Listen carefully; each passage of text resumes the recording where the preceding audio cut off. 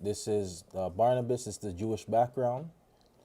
His original name was Joseph or Joses in the King James Version, but the apt name bestowed by the apostles in Acts 4 and 36 completely superseded the old. It apparently marked his ability to console and encourage rather than his eminence in exhortation or teaching. He was a Levite born in Cyprus, but John Mark of Jerusalem was his cousin. His conversion is unrecorded, but as an early member of the Jerusalem church, he showed his generous nature by selling a field on Cyprus for the benefit of the poor. Acts 4 and 37. He proved himself a son of encouragement in courageously befriending the suspected Saul. Convicted of the reality of Saul's conversion, he sponsored him and secured his acceptance by the church in Jerusalem. That he had known Saul as a student at Tarsus is mere conjecture. To co-worker with Paul. When news of predominantly Gentile church in Antioch reached Jerusalem, Barnabas was selected as the one best qualified to assist his brethren in the new undertaking. His hearty response to the new work evoked a rare scriptural eulogy. He saw there the fitting sphere of work for the forgotten Saul. Their united ministry resulted in great growth and the origination of the name Christian at Antioch. It's Acts 11 and 26. Traditions. Tradition has made Barnabas one of Tradition has made Barnabas one of the 70 and says that he died as a martyr on Cyprus. Tertullian ascribed to him the authorship of Hebrews, while Clement of Alexandria made him the author of the so-called Epistle of Barnabas. These ascriptions of authorship indicate the high esteem in which the name of Barnabas continued to be held. Barnabas must be ranked as one of the truly great men of the early church. He was a worthy peer of Paul, but has been overshadowed by his more gifted companion. All right, so it's once again Barnabas, meaning son of prophecy, son of encouragement. All right, he's a son of encouragement. All right, he is working with Paul. All right, he lived in Cyprus. He sold his property in Cyprus, gave all the earnings to the prophets, right, to the disciples, right, and once again, by this he became great and known in the church and a well respected and noble man. We're about to read his letters. All right. Epistle of Barnabas, all right, which is a letter. Epistle is a letter. We just want to give the understanding on the epistle, all right? Let's give that to us. All right. Epistle, letter. No. Oh, you wanted to? Okay. This is the Britannica Encyclopedia Letter of Barnabas, an early Christian work written in Greek by one of the apostolic fathers, Greek Christian writers of the late 1st century and early 2nd centuries. Ascribed by tradition to St. Barnabas, a missionary mentioned in the Acts of the Apostles, the writing dates possibly from as late as 130 Common Era and was the work of an unknown author who refers to himself in the letter as a teacher. Evidently regarded as scriptural in Egypt, the letter of Barnabas was included in the Codex Sinaiticus, a 4th century Greek manuscript of the Bible, and it was also quoted by the presbyter St. Clement of Alexandria. It was less highly regarded elsewhere, however, and few Christians continue to read it. All right, so basically the codexes that the Catholic Church and them was controlling, they didn't include it in there, but it was included in the Egyptian codex, all right? And Egypt had the whole library there, Alexandria library, all of that there. All right, so it was a very important document. All right, this part could get, these parts could get boring, but you have to know why we're going into the document, all right, who the individual is before you read a work from them. At least have some background to give to somebody. All right, so we're gonna go to the Epistle of Barnabas, which is the letter of Barnabas, chapter 10. And once again, it's gonna give us more insight going back to Leviticus 11 and the cloven-footed understanding, the cloven foot and the chewing the cud. All right, so give us that. All right. It's the Epistle of Barnabas, chapter 10. take a full and firm grasp of this spiritual knowledge. But Moses said still further, you shall eat every animal that is cloven-footed and ruminant. What does he mean? The ruminant animal denotes him who, on receiving food, recognizes him that nourishes him, and being satisfied by him is visibly made glad. Well spake Moses, having respect to the commandment. What then does he mean? That we ought to join ourselves to those that fear the Lord, those who meditate in their heart on the commandment which they have received, those who both utter the judgments of the Lord and observe them, those who know that meditation is a work of gladness, and who ruminate upon the word of the Lord. But what means the cloven-footed? That the righteous man also walks in this world, yet looks forward to the holy state to come. Behold, how well Moses legislated. How was it possible for them to understand or comprehend these things? We then, rightly understanding his commandments, explain them as the Lord intended. For this purpose, he circumcised our ears and our hearts, that we might understand these things. All right. So once again, it's saying take a full, firm grasp of the spiritual knowledge. So before it was fleshly, when you hear that, you're just like, oh, don't touch the animal with the split hoof and the thing. But no, that was when you're taking it in physically. Now it's saying take a full, firm, and grasp of the spiritual understanding of what Moses is saying. What Moses is saying, you shall eat of every animal that is cloven-footed and ruminant. What does he mean? All right. The ruminant animal denotes him on who receiving food recognizes him that nourishes him, and being satisfied him is visibly made glad. So it's telling you that if you bring a ruminant animal and you feed them, the animal is happy. That's when you go to the petting farm and you give the animal, you're like, oh my God, it's so cute. And it loves petting you. It's like, it loves you. All right. And it comes back to you and it keeps coming back. That's a loving animal, right? The ones that if you go feed the pig, if you go, that's why they don't have pigs there for you to feed. Because if you feed, they don't care about you after. They're gone. They're just there for one thing, okay? Eat that and gone. My dogs are clean. Dogs are clean, but if I feed my dog, he's different too, though. He comes and he still shows love. I don't know if he could interpret spiritually, but you could change, change spiritually, all right? Yeah, maybe I have to sleep more into it. Make it, All right. So once again, all right, the ruminant animal, one thing about them is that, hey, when they do get fed, they're happy after. They remember the master after. After you feed them, they don't forget you. All right. Some other animals, you'll feed them and they forget you after. They're not going to have those as good petting animals because they're going to disappear when they're hungry, when they're full. Once they're full, they're not going to come out. I was actually watching, it's one of those, someone went there, the rat temple, right, where these Indians are worshiping. And when they're full, they're like, oh, they're full. They don't come out now. So it's only when they come out, they're hungry. You see the rats running all over because now they're hungry. Once the rat is full, why would the rat come out? That's not going to be a good petting animal. You know what I'm saying? They only come out when they're hungry. You're only going to see a rat out when it's hungry. It's not going to come to you. You're like, oh, yeah, you fed me before. It don't care about you as long as it got its food. It's gone. Right? So ruminant animals, when you feed it, it acknowledges you that you fed it, and now it's your friend now. It's not ruminant, but ones that do behave like that, a squirrel. Squirrel see you, it will come back to you, right? Because that you see, yeah. I guess it's trained like that because it's coming to humans, right? It gets to begin like that. All right. So once again, he says, well spake Moses, having respect to the commandment. All right. Then what does he mean? That we ought to join ourselves to those who fear the Lord and those who meditate in their heart on the commandment which they have received. All right, so that's what also the symbolic of the ruminating is. All right, those who fear the Lord and they're meditating in their heart, right, on the things that they receive, right? And who knows that meditation is a work of gladness, who ruminate upon the word of God. So you're going to see that ruminating, we know that that's eating. You're eating on the word of God. We're going to go into further what ruminating is to show you that ruminating is also regurgitating.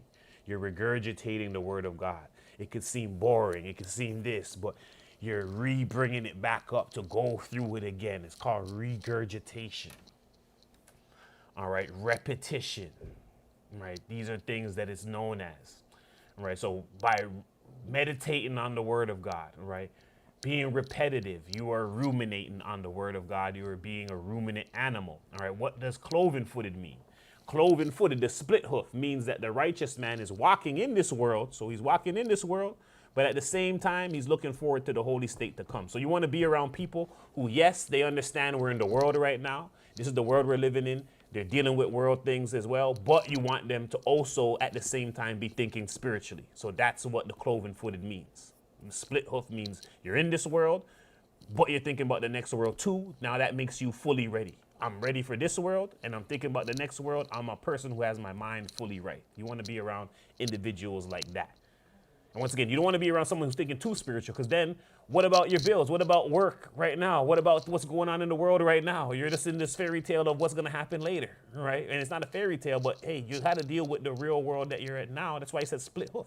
You could have said one hoof to be like, oh, you just got to be spiritual. No, you got to be physical and spiritual. You got to think about the world now and the world to come, all right?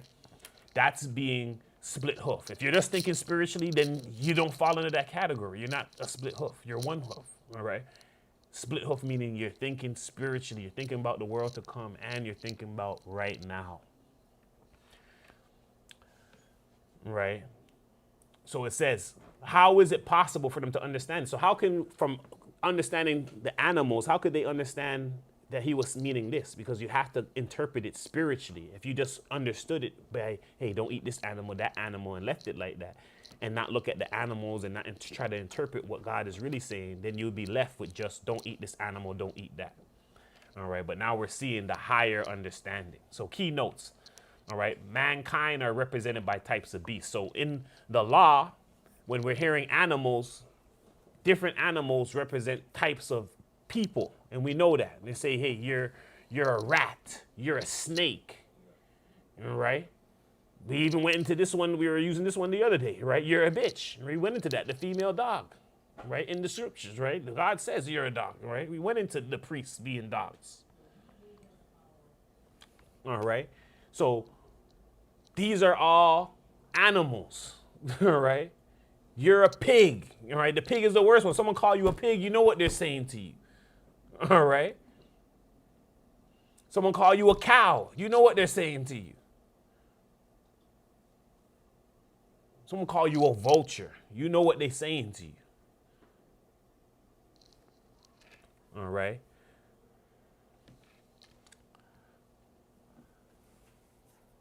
So just once again, these animals represent types of men, and it's still happening now. We still use animals to represent types of people that you ought to stay away from. Why? Not just looking at how the animal, what the animal eats, or looking at, hey, no, you don't want to be like the animal and how it behaves. All right, that's what God was telling us. By you looking at the animal, by observing what's clean, and you're just focused on, oh, it's clean and it's clean to eat. Why is it clean? Now, if you look at why it's clean, you'd be like, am I clean as the animal? Now you're learning about clean. How you're like, God's called this clean. Am I clean like it? Am I doing what it's doing to be called clean? All right, now you're thinking outside the box. Now you're thinking spiritually and not carnally. All right, so we're going to continue. So, all right. So give us the cud definition again. So definition of cud, this is the Hebrews 16:25, girah, from Hebrews 16:41. The cud as scraping the throat, cud. And then this is Hebrews 16:41, garar, a primitive root to drag off roughly, by implication to bring up the cud, that is, ruminate. By analogy, saw, catch, chew, continuing, destroy, saw. It's the etymology of cud. Cud, noun, portion of food voluntarily forced into the mouth by the stomach of a ruminating animal. Old English, kudu, cud. Also, gum, resin, mastic. Earlier, kudu, from Proto-Germanic quidus, resin, source also of Norse, kavea, resin, Old High German, cutie, glue, German kit, putty. All right, so Cud, once again, cud from the Hebrew, gira. When we get into the origin of it, it's once again to bring up the cud. It's to bring something up, to bring it up, right?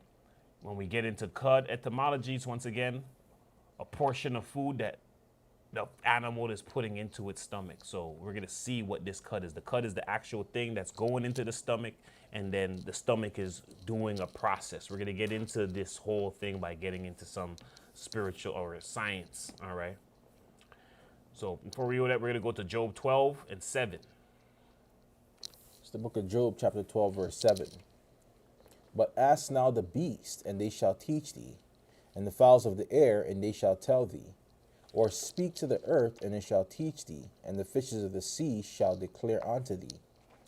All right, so he's telling you, ask the beasts, they teach you. Ask the fowls of the air, they shall tell thee. So once again, the beasts teach us different things. The beasts teach us different things that we took information from and created inventions. All right, he said, ask the bird, ask the fowls of the air. They're like, oh, how can I fly? Ask the fowl of the air. What did they come up with? A plane. All right.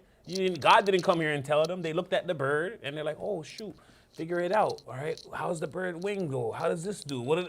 All of that they figure it out by asking the bird. How do you ask the bird? Observing the bird. They couldn't literally ask it and it tell them, right? The asking is, hey. And so when he's saying you ask, you gotta go and seek. They seek, they sought it out. That's how you ask. Seeking is also asking. All right. Because now you know God is gonna answer you by what? Providing you with the answer. Right, by you going to look. He's not going to just come and tell you. He doesn't tell you. He provides you with it when you go and seek it. And that's how you ask. Now you go seek, and you're like, he's going to bring it to you, bring you to the answer. All right, so when mankind started to understand that, that's when we got into the age of enlightenment. Because now they understand, oh, shoot, I can make this, I can make that. And guess what? They understand about spirituality because guess what they made? The internet. You can't get the internet without, everything is coming from some physical understanding because they're not spiritual. So they have to first get a physical thing to, like, oh, shoot, that must be, they're getting it from somewhere. So the key thing we know that they know about spirituality is that they know that stuff is around us that you can't see and you could plug information into it. Meaning demons is around you, all this is around you. How do you know all this internet information is around you right now? How did they know that? Because they knew demons is around, these things is around. It's in a realm that you can't see. It's in something you can't see. Now they're storing information up in there, up in the clouds, all around you. All right? So once again, they're getting technology from things that are already created. Asking nature, asking things that are created. All right, we're at Ecclesiastes 3 and 18. It's the book of Ecclesiastes, chapter 3, verse 18. I said in mine heart concerning the estate of the sons of men, that God might manifest them, and that they might see that they themselves are beasts. For that which befalleth the sons of men befalleth beasts. Even one thing befalleth them, as the one dieth, so dieth the other. Yea, they have all one breath, so that a man hath no preeminence above a beast. For all is vanity, all go unto one place, all are as of the dust, and all turn to dust again. All right, so physically we're just like the beasts. All right, our bodies is just like them. We have no difference. Our bodies are going through no differences than the beasts. So once again, we're just like beasts. Right, we can behave like beasts as well. Right, this is why God gave us His behavior there, so that we don't behave like beasts. Right, but then He shows us, He put some spiritual attributes in beasts that we can mimic those behaviors, all right, and get to our full spiritual self, which is in the likeness of God.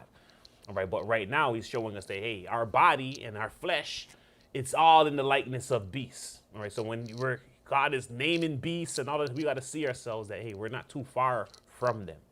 All right, so righteous men equal cattle that focus on chewing the cud. So if we want to compare us to a type of beast, what we want to be that cattle that chews the cud, right, instead of eating the flesh, right, instead of doing these other things.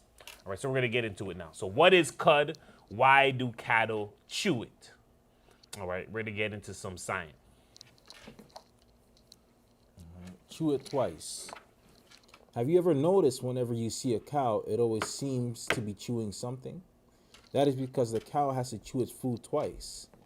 What you are watching is a cow chewing its cud. All right, so cows chew their food twice. So once again, even this lesson, what is it showing you? Naturally, it does that. So after the lesson, someone's supposed to be like, I'm going to go home. I'm going to take it in again. That's supposed to be in your mind because you're like, yo, it shouldn't be one time. I heard it one time and it's done one time.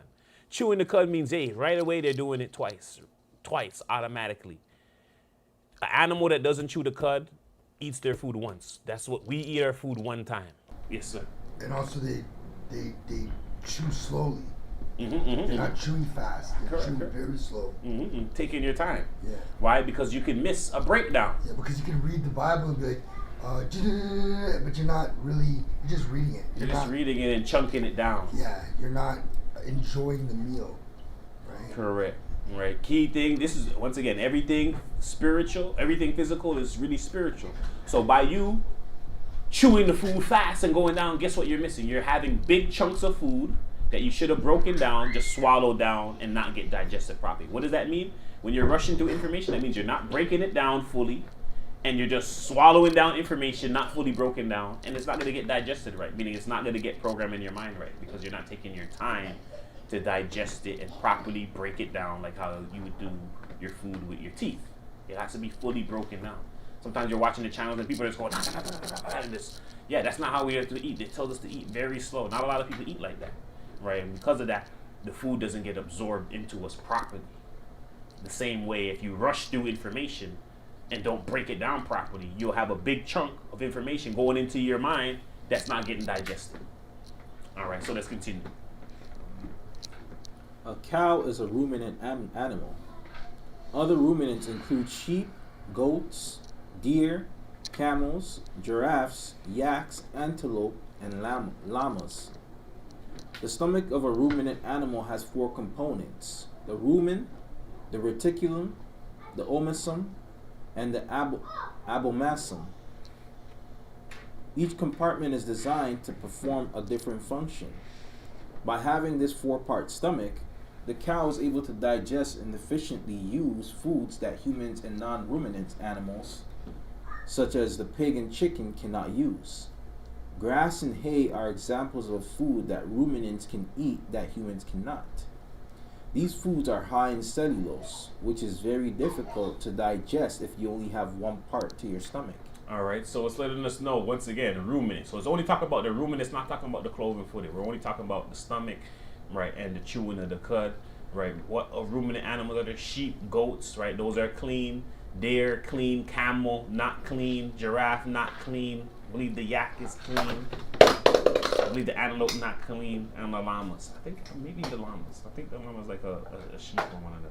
I think it could be. Not too sure about that. All right, but they are all ruminant, meaning they all have the same type of stomach. All right, but their feet are all different.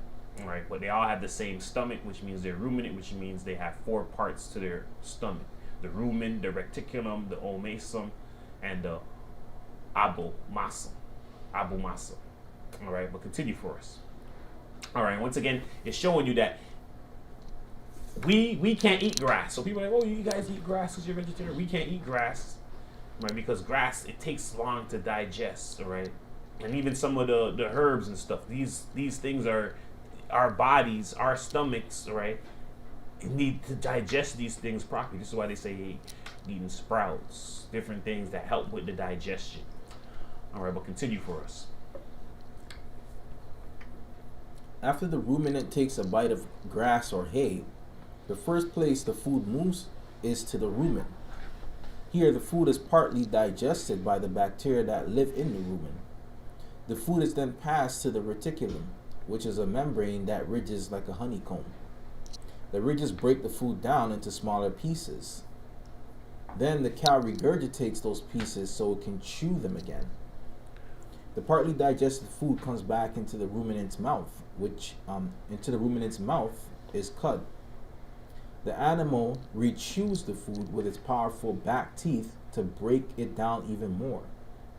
This is what a cow is doing when it chews its cud. As the ruminant swallows and saliva washes the cud back into the animal's system, the food now flows into the omasum, the third section of the stomach. During this process, the food breaks down into vitamins and nutrients that the animal's body absorbs to meet its daily nutritional needs. The fourth division of the ruminant stomach is the abomasum. The final digestive process takes place here. In the abomasum, the animal's system gets all the remaining good value it needs from the food before letting it pass to the intestines.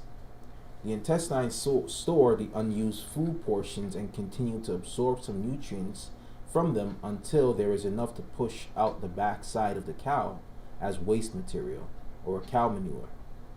Some experts think a ruminant's digestive system. Oh, that's it. It's coming. Okay. All right. So once again, it shows us that a ruminant animal takes a bite of grass hay. The first place the food goes to is the rumen, that first compartment. The food is partly digested by bacteria that live there. So it's partly digested there. Bacteria is there digesting it. The food is then passed to the reticulum, all right, which is the membrane with ridges like a honeycomb. All right, the ridges break down the food into smaller pieces again, smaller pieces. The cow then regurgitate those pieces up to its mouth, so it eats it again. So it's now eating this food that was, now had basically was fermented by the bacteria, right? Got broken down again, right? Got put into smaller pieces, then it's sent back up to its mouth so that it eats it now. So it got a new piece of meal there in its mouth again, all right? The partly digested food, so the food is partly digested, coming back up for it to eat again, all right? Comes from the back, comes back into the ruminant's mouth is the cud. So that partly digested food, that's cud. So chewing the cud means you're chewing partly digested food. All right. And they kind of say this is like eating fermented foods, certain fermented foods like what's that? The radish one. What is that one? Kimchi? Huh? Kimchi, yeah, kimchi. There we go. Like kimchi and those. That's not a radish. That's cabbage. Cabbage. Kimchi, Yeah, you don't. Sauerkraut. Yeah, sauerkraut. Those things, right? So those things, they call those things. That's like chewing the cud because they're saying they've kind of been broken down already and fermented by bacteria. And now it's there for you to deal with again. All right, but the only thing about those things, you didn't get the first part of it. So you didn't get the first part. It did that on its own, and now you're just getting the second part. With this, the animal's the one that's doing it. It gets all the nutrients, right, that it initially got the first time out of the first batch, but it's just setting up a new batch up again that's going to make it get more. All right, but just to give it a comparison, foods that are fermented, you could call that cud as well because it's partly been digested. It's partly already been, broken down. All right, so the animal rechews the food with his powerful back teeth to break it down even more. So what is this telling us? That, hey, all the time you went into information, you need to break it down. You need to then bring it back up. Let me bring it back up again. Let me look at it again. Let me go into it again. All right, digest it again. Break it down again. It's all about continuously breaking and breaking and breaking this word down. So it should never stop here at the lesson. It should start, all right, this is where you first got it and heard it. Then you took it from here. You put it in your own stuff. Then you went back multiple times and you constantly going through it. Now you're chewing the cud. All right, and that's with any information. That's with any topic. That's with your school. That's with anything you can do that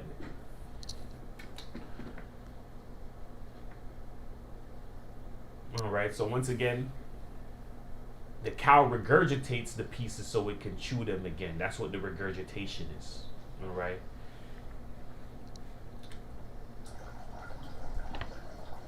All right, then goes. All right, so that's what they said. That's what it's called, chewing the cud. When you see the animal doing that. All right. During this process, the food breaks down into vitamins, nutrients, so we know that that's information that you're getting out of the breakdown. So when you're breaking something down, when you're breaking words down, when you're breaking information down, topics down, you're going to be what? The nutrients is information, little information, details in the information that you're getting. Detailed information.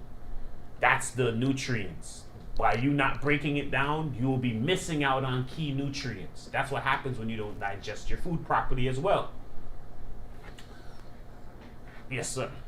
And it's interesting too because when you're spiritually chewing the cud, it can go on forever. Yeah. You have to stop it because, if you go and find something, you're like, oh, I didn't know that. Oh my gosh, I didn't know that. And You have to pause. You have to give it some pauses. Yeah. Even the stomach has to pause, right? Yeah. It can only be filled up with so much too as well. Yeah. So this is I understand.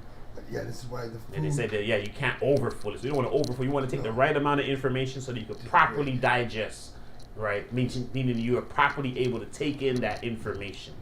And that's all that matters. That little bit, each time you come and you take in that little bit and you break it down fully and you get that, every time you go back now, if you just be doing yourself great. But you first need to take it in and break it down properly so that every time you went, you got the proper nutrients you're supposed to get. If you don't do that, then every time you're going and you're just rushing, you're not digesting, you're not getting proper digestion. And just going into the animals that, you know, the pigs, they when they get their food, they're quiet, they don't ask again. But when you eat a big meal, you're at peace. You're at peace. You go to sleep on the couch, you're peaceful. But with this, understanding the information, it brings the peace of Christ more and more. So you're eating the food, you're getting more peace.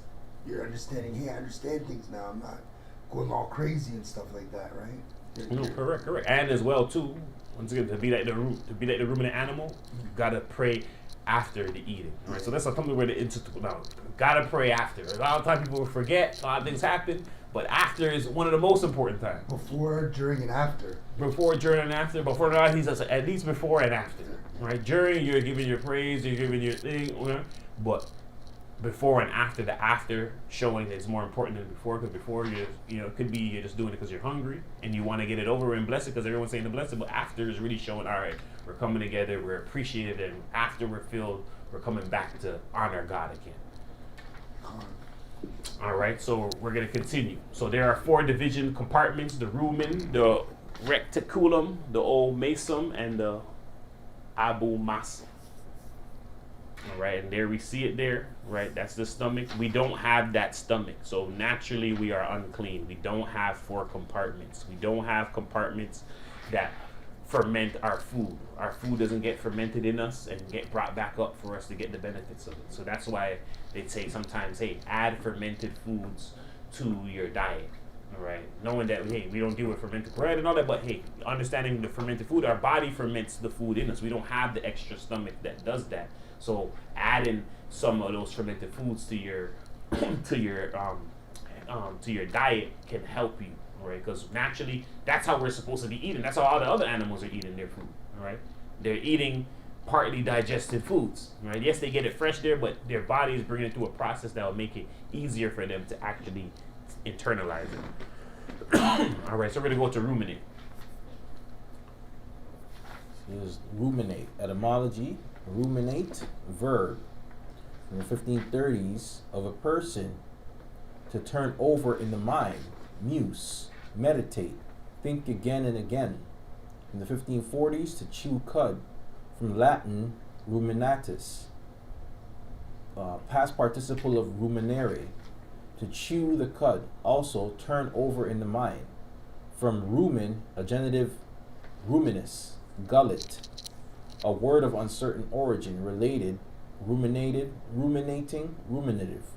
Also from the 1530s, ruminate, meditate. Right.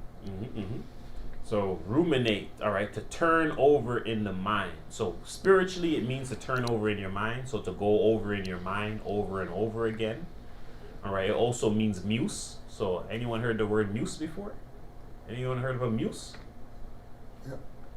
Muse? Any of them? Muse? Okay. What do you heard of muse? What is a muse? Oh, you heard of it before? Okay. Perfect. Like the thing at art. Okay, I think yeah. It's inspiration. Yeah. Something being an inspiration to the artist. Yes.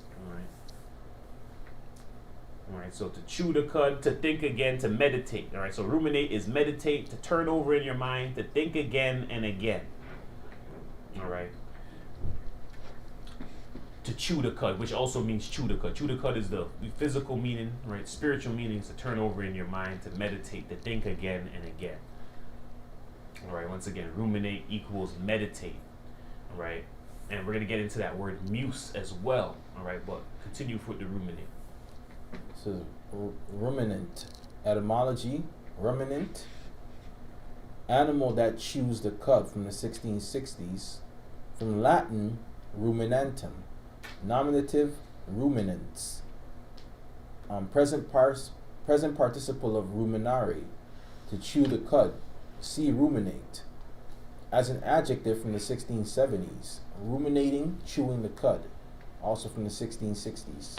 All right, so a ruminant is an animal that chews the cud. We have ruminating, which means chewing the cud. All right, a ruminant is the animal that chews the cud. All right, we're just going to get into ruminate out of Wikipedia real quick. All right, this is ruminate out of Wikipedia. Ruminants are mammals that are able to acquire nutrients from plant-based food by fermenting it in a specialized stomach prior to digestion, principally through microbial actions. The process, which takes place in the front part of the digestion system and therefore is called foregut fermentation, typically requires the fermented ingesta, known as cud, to be regurgitated and chewed again. The process of rechewing the cud to further break down plant matter and stimulate digestion is called rumination. The word ruminant comes from the Latin ruminare, which means to chew over again. All right, so once again, we're seeing here that ruminants, all right, ruminating animals, they're able to acquire nutrients from plants by fermenting it, meaning regurgitating the food, bringing it back up. And they're eating fermented food, meaning their stomach is fermenting it prior to completely digesting it. All right. And it says the process which takes place in the front part of that digestive system and therefore is called the foregut fermentation. All right, it's called the foregut fermentation. Typically requires the fermented ingestion, all right, which is the cud, to be regurgitated and chewed again. All right, so your body is regurgitating it, it does it for them. We don't have that. So now I can see, all right, before I was kind of confused. I'm like, why? People eating fermented foods, stay away from it. But now I'm like, oh, we don't have that stomach. So to help us, because you know that it helps with the digestion, because that's why he's telling us those animals are clean. That's what we're going to see, because it helps get out the nutrients and toxins and all of that. So we literally can't do that because of the way our stomach is. That means regurgitation or eating fermented foods, some fermented foods, is beneficial for us. All right, which I don't see that enough, that adding that to our diet. If we even want to be ruminant, that could be like, you know what? And this is just me going off the whim that, hey, maybe all the food should be fermented in a way, right? Because the ruminant animal, it's only going to eat fermented food by nature. By default, the food is going to be fermented. Whether when they're fresh, the stomach turns it and ferments it for it. All right. And the word ruminate, once again, means to chew over again. And let me see if I can find this real quick. But there is a new phenomenon going on online as well. I'm going to see if I can find it, where people are eating fermented meat. Meaning they're allowing the meat, so meat eaters are figuring, I don't know how they figured it out, but they're like, you know what? I think rotten meat is good for us. And they're rotting the meat. They put it in a jar. Yeah. And it's out in room temperature settings. Yeah. And then they eat that. And I guess initially they curl up into a ball. But they said that the bacteria is flooding their intestines or their gut flora. Let me see, what is it called again? I forgot what it was called again. Oh, how they ferment meat? Yeah. Oh, it's called. They have a term for it. Man, I just had it there. Confit. High meat. It's called high meat. High meat. It's called high meat. They do a thing where they put things in duck fat, and it's called confit. But I don't know if that's. All right, so let me just bring the high meat to show one thing real quick on the screen. All right. Let me split it real quick. Can you guys hear it online? Can people hear it online? Hi. I wonder if In they this can hear it video, I'm going to show you online. how to make high meat. Now, high meat is basically fermented meat, High meat. so you can get any cut, really, any type of meat. But Huh? you Hi. actually raw, H-I-G-H. cut it into small chunks. So here I have a pound of raw liver. Yeah, they get half the fumes Now, too. I'm going to place that into High off the this fumes. jar Oh, they do. Methane. at some point. Okay. But in the meantime, Did they reply this to is it? They one can hear I what they say? made. Let me ask. Can you guys hear? Can anybody hear the video? Can someone type? Okay, they said they can't hear it. All right, perfect. I've opened this every day for the past month. I've had this at room temperature, sat outside, but some people make it and leave it in the fridge. And in that case, you only have to open it once every 1 to 3 days. Smell quite strong. So that is a kidney. also pretty old. And then some beef heart, and you get the idea, some beef fat in there as well. Now I'm going to try some of this high liver. So that's what they call it. So they're figuring it out. They're understanding that we want to be ruminant. So this is what they're doing. Stuck to the lid there. Show you a quick bird's eye view. Not sure how well you can see in there. Alright, here goes. I've had this quite a few times by now, so it's not too bad for me. Try not to get any fingers in the jar there. So here we go, high liver.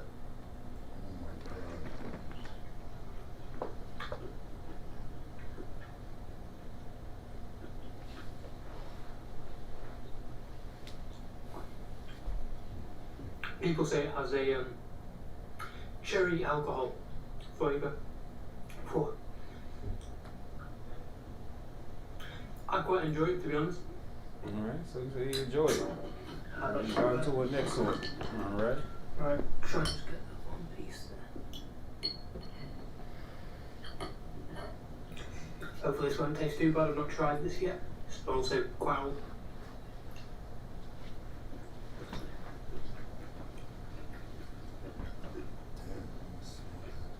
Not the best.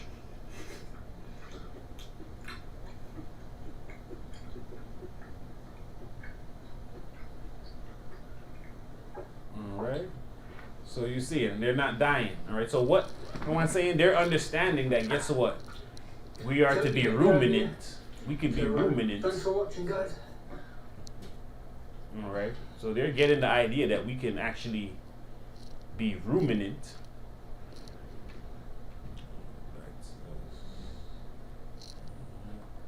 Alright, so they're getting back to us that we can be ruminant. Alright, by what is ruminant? Eating fermented foods. So we're seeing humans, they're going to be the first ones to recognize. Because the plant one, we're probably going to be like, oh, eating fermented the plant, rotten the plant. Alright, even though we do that naturally with a lot of them, but we're seeing, hey, even meat eaters are understanding, hey, I think the food should be rotten or fermented before we eat it. Right, and that's what we're seeing here. Alright, so people are doing it naturally, or not naturally, yeah, by themselves. We can see that taking place. Yeah, well, also too, they're taking away the breaking down process of the flesh, right? It'll probably break down much easier and go through the Yes, correct. All right, so we'll continue. All right, we're about to stop at this page. This will be the last page we take in. It's funny because even with large intestines, I think that's where, even with us, that's where we absorb a lot of the nutrients as well. And that's where a lot of that, the gut bacteria is within. So even with the fermented foods and stuff, that's supposed to help us with, like what Bishop Barak was saying, with the flora, the gut flora, to help us actually break down the foods and absorb more nutrients. So a lot of people think digestion is just with the stomach, but it's actually the large colon, which absorbs most of the nutrients before we pass, we go to the washroom and stuff. So yeah, it's very important too with the fermentation of, like, the foods and stuff. Also, fermented foods helps with the control of candida, which, a lot of people are not aware, but candida is very, comes in a lot of forms from yeast and bread and all that stuff that we consume. But yeah, fermented foods are very, very important.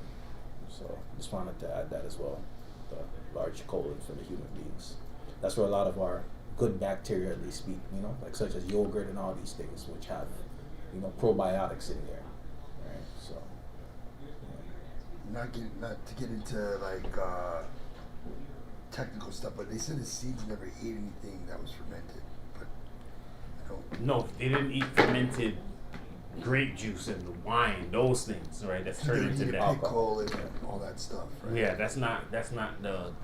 So once again, with these people, so there's two different things with this hide meat. So there's the first, just the fermented thing, but from that comes the alcohol. The alcohol ethanol part, that's what people are using. So some people just eat the food. Some people in Africa, what they'll do, because they don't have their means of drugs, they will then rotten the food and then take the fumes in their body, and that will make them high, because the fumes is alcohol. Alcohol comes from fermentation. We're not dealing with the fumes and the alcohol. You're just dealing with the food. So they've gone to the distillate stage at a very primitive level of the Yeah, stuff. correct. Which makes you get high. Now, other people in other places, when they don't have that stuff, they just rot the food. They make sure that inside of there, all the fumes, all that fuel, all that ethanol gets in there, and then when they unclose it like this, they're able to go, and they get high like that.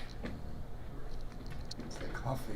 Yeah. So we're not dealing with that part. We're talking about the digestive part. What God was talking about was people taking the ethanol part, the alcohol part, and consuming it, and now getting out of their mind. Well, I'm glad you brought that up because a lot of people would think, oh, well, the seeds, they didn't eat the fermented stuff.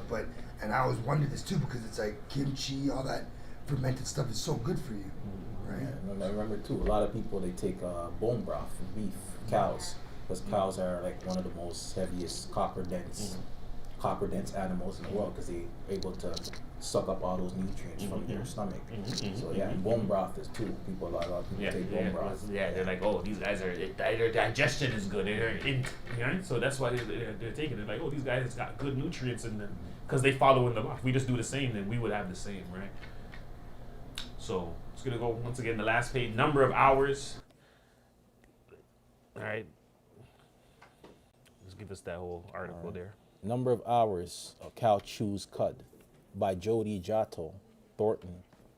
Chewing cud. The cud that returns to her stomach has been partially digested by bacteria in the rumen. With the digested bits passing along her digestive system, the undigested cud must be broken down by her teeth. Some more and swallowed again for further processing. The cycle repeats until the entire cud is broken down and digested. The cow will spend approximately 8 hours per day chewing her cud if she is healthy and receiving proper nutrition. Warning sign. A cow that does not chew her cud for at least 6 hours per day is not receiving enough fiber in her diet. The rumen requires enough fiber to keep the digestive process active for 24 hours each day. Cows fed too much grain, or those allowed to go hours without food will spend less time chewing cud.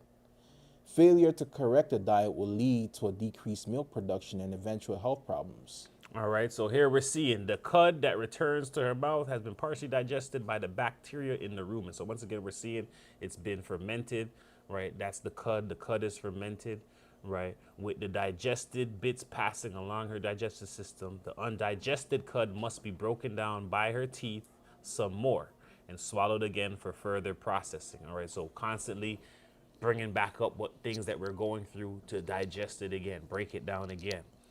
Right, the cycle repeats until the entire cud is broken down and digested, until you get the whole understanding out of this thing, right? Now you fully, that's when I do that, now when I fully digested something, now I know the whole topic. Now when I go to somebody, I'm like, yo, I know this topic so in and out, like it's hard to, because I done fully digested the topic. I got all the nutrients. I got the physical, the spiritual. I know why God's using it. I know the Old Testament usage. I know the New Testament usage. Now I'm like, yo, I'm one with this thing now. Now it's fully digested. It takes a while to get there, but yeah, I got it all now. Now I can even now make a full lesson. That means it's digested properly. I took everything. I got all the information, and and now it's beneficial. It says the cud will spend approximately 8 hours per day chewing her cud if she is healthy and receiving proper nutrition. So that lets us know how much time you got to do this. 8 hours. 8 hours out of your 24 hours. That's 16 hours. 16 hours. You still got 8 hours to go to work. 8 hours for something else. All right. Sleep. Sleep is going to have to be minimal. When we go to the scriptures minimalizes the sleep. You're going to have to, that out of all your stuff. If we look at everything that you're doing, the sleep is the enemy against you. Because guess what sleep is? The cousin of. Guess what sleep is symbolic of? Ignorance. All right. So you don't want to sleep. That means you don't want to take this in right now. Because that's what sleep is. Yes, you do need to be ignorant sometimes. So I'm not taking in information all the time.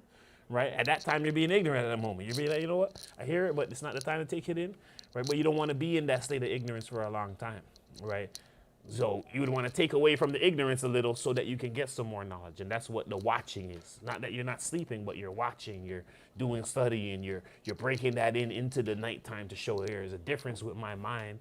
I don't just sleep at these particular times, important times in the night. I'm also using it to, break something down, even if it's 50.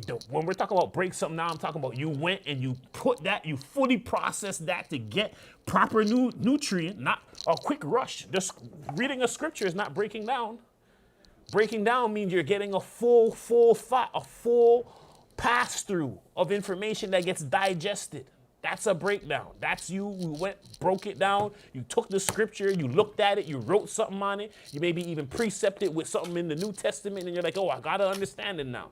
Now you understand it now, and then when you go back and do that and again, now you'll be good on that topic. But just reading it, going through it, that's not chewing the cud. That's not breaking down. That's not digesting. Go ahead. Also, too, babies need a lot of sleep. So if you're younger, you do need a lot of sleep. Yes, if you're You're growing, right? So just because I know these guys are here, right? If you're growing, you need sleep, right? But as you grow spiritually, you don't need as much sleep because you're getting the nutrients from this. Correct. Provided you're not at home playing video games. Correct. Right? Then yeah, Mother Wisdom's gonna be like, oh, I'm gonna make you tired. But if you're studying this, she'll give you the energy.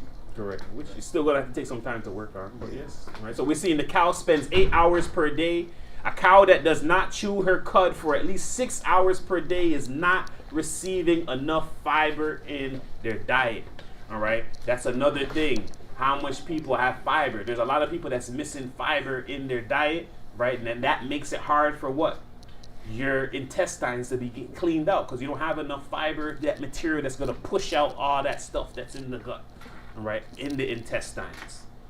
All right, so fiber is all, when they're talking about fibers, they're just talking about all that material that basically won't come out. That pulp, all that comes out when you're juicing something, that's the fiber. That's fiber. What does that do? When you're eating that will go through the pipe and it's supposed to scrape out all the other stuff and come out with it. Everything comes out. But if you don't eat enough fiber, now when you're eating that stuff, now it's clogging up. Now it's getting hard around the corners. And now you didn't eat enough fiber that's going to be coming out of you to help push all of that out to give you proper digestion. All right. And it's telling you that, once again, someone who's not studying, someone who's not chewing the cud, that's like someone not receiving proper digestion. Right? They have stuff that's broken down in them, that's rotten in them, that's not going through a full-on process. Well, yeah, and you get stuck in the intestine, but when you're not doing it, you're stuck in the mind. And you Yeah, don't it's know just what stuck it is. in your mind and it's not fully processed. Yeah. So, yeah. Right. And that's what happens when the fiber makes things pass through easier. So it's saying someone who's not chewing the cud, you don't have enough fiber, you don't have enough passing through your gut, things are sticking in your mind, you're not going into the full process of digestion. And now we're leading to health problems. Now we're leading to spiritual problems. Now we're leading to you worrying, panicking, all of this, fear of God, leaving the church, all of these different things. All right, so once again, a healthy cow chews the cud at least 8 hours per day. A cow that does not chew the cud for at least 6 hours per day is not receiving enough fiber. All right. If you're not chewing the cud, that means information is just stuck there. You heard this information, it's just in there, and guess what it's doing? It's rottening. Things is rottening inside you. It has to digest, it has to process, it has to go through you. If it's stuck in you, it's not doing you no good. That's when we're getting cancer. That's when we're getting all this different stuff now. Sicknesses. Gotta go through you. You gotta chew the cud. You gotta let it pass through. You gotta let it digest. You gotta break it down. We call it IBS, the blanket term. Or What's the irritable IBS? Yeah, it's a blanket term. What does it mean? Irritable bowel syndrome. Irritable bowel syndrome. Yes. All right. So that being said, we're gonna go to Philippians 4:8. It's the book of Philippians, chapter 4, verse 8. Finally, brethren, whatsoever things are true, whatsoever things are honest, whatsoever things are just, whatsoever things are pure, whatsoever things are lovely, whatsoever things are of good report, if there be any virtue and if there be any praise, think on these things. Those things which ye have both learned and received and heard and seen in me, do, and the God of peace shall be with you. All right. So those things you heard and seen us do. Meditate, and the God of peace will be with you. All right, with that being said, I want to say all praises be unto the Most High Almighty, Yeshua Christ, our Lord, our God, and Savior. This is the SC Community Church of Christ. My name is Archbishop Shamar. And I'm Bishop Mike Allah. And that was our Sabbath report / lesson. Chewing the cud, being a ruminant, and meditation. That's part 1. With that being said, peace and blessings, peace and blessings, peace and blessings. Peace and blessings. Peace and blessings. Shalom. Only the children of light is gonna understand this.